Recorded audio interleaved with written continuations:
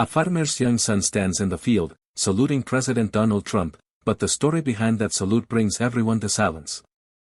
The morning sun stretched its first golden fingers across the wide fields of Kansas, spilling warmth over rows of wheat that waved like a golden ocean.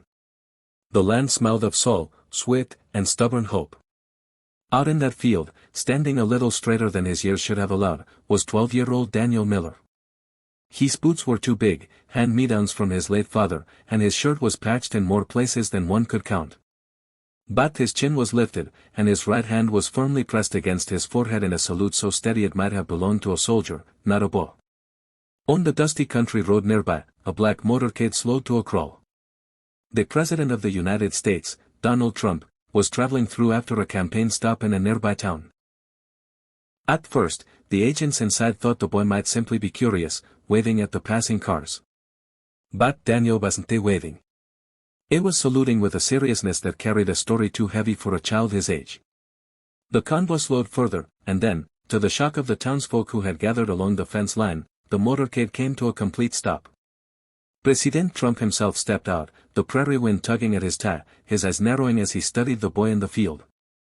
Daniel did not move, did not falter. His salute held. The silence was so complete that even the rustle of wheat seemed to hush. And behind that salute was a story that would bring even the hardest of hearts to stillness. Daniel had been just 9 when his father, Sergeant Thomas Miller, never returned from his final tour overseas. Thomas had been a farmer's son himself, working the land alongside his wife and raising Daniel with the same calloused hands that guided tractors and tilled earth. When his country called, Thomas went, leaving behind fields that would one day be Daniel's inheritance. But fate had other plans. A roadside explosion in a far-off desert silenced the laughter of a man who had once lifted his boy onto his shoulders to point at the endless Kansas sky and say, "Son, this land will always be worth fighting for." Grief struck the Miller family like a drought. Daniel's mother, Emily, worked every odd job she could, from baking pies for neighbors to cleaning houses in town. But the farm was too big, the debts too deep. Slowly, painfully, they lost pieces of land, acre by acre, sold to cover bills. Daniel, though, never complained.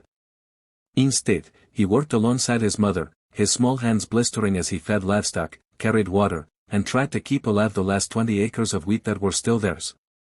What kept him going wasn't the hope of wealth or ease but the memory of his father's words. No matter how small the patch, son, you stand tall on your land. It's not the size of the farm, it's the size of the heart that tends it. Da.